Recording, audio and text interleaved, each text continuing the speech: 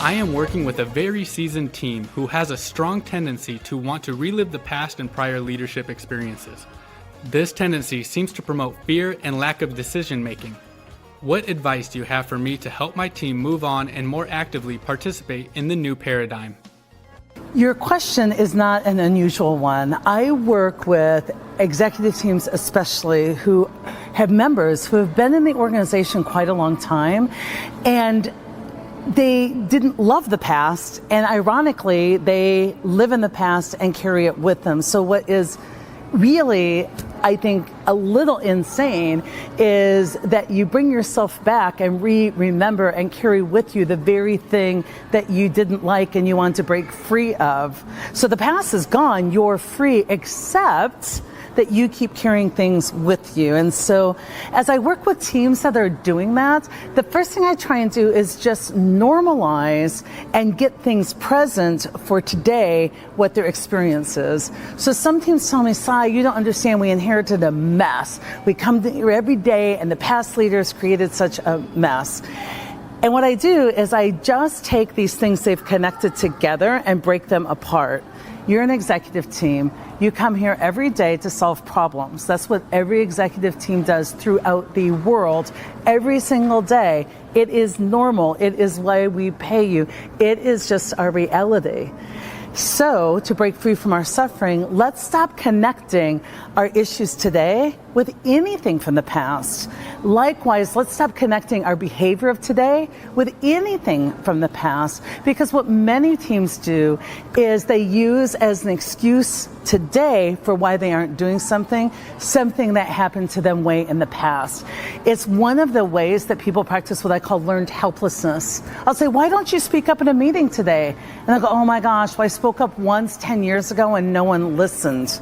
How convenient for your ego to keep track, keep a grudge, and use that as a way to justify staying safe. So how are you going to work with this? Watch your language. When people go into the past, re-anchor them. Today, what is our challenge at hand? Today, given what we have and what we know, what would be our best move forward? Given our current reality, what can you bring to the table to move us forward? And when people try and emotionally blackmail you and they go, yeah, but we tried that in 1968 and it didn't happen or it didn't work, I go, oh my gosh, I love that you were here then. You have a special responsibility to use the lessons learned then to move forward differently and to help us break free from that as well. Anything that comes up about the past, I want you to take that energy and just go, today, we're being called to create greatness. What would great look like? What do we know for sure? What could we do next that would add value? The same questions I teach you are a great way for disconnecting from the past. One of my favorite stories came from the Buddhist tradition, and it was about two monks that were traveling by foot. One monk was quite a bit older, and the second monk was newer into the practice. One of the things that monks try to avoid is touching people of the opposite sex. So imagine the youngest monk's surprise when they came to a really muddy road to cross, and there was an elderly woman who was struggling to cross it, and the older monk just went up and picked her up and joyfully carried her across and set her down, and they walked on. About 4 hours later, the youngest monk, who was so concerned about the older monk breaking his vows, finally spoke up, and he said, oh my gosh, I can't believe that you touched a woman. You picked up a woman and carried her. And the older monk said, yep, I did.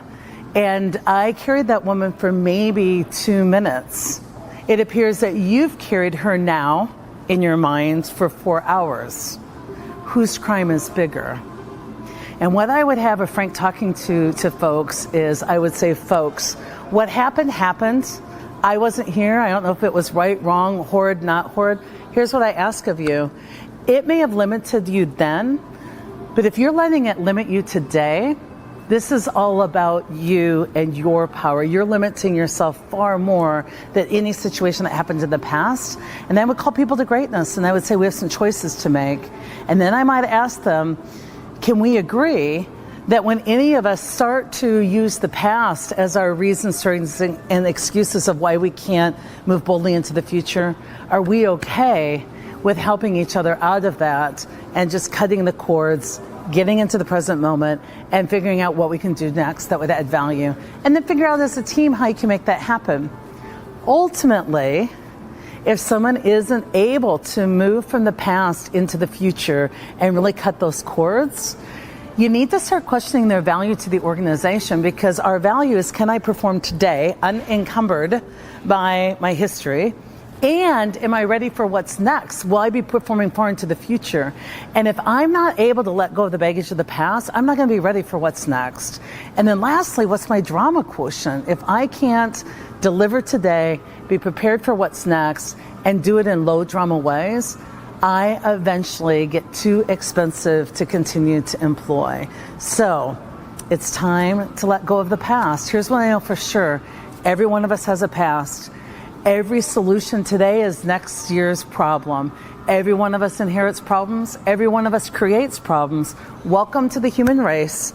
Stop letting reality and humanness affect your joy today or your results today. Those two things are up to you.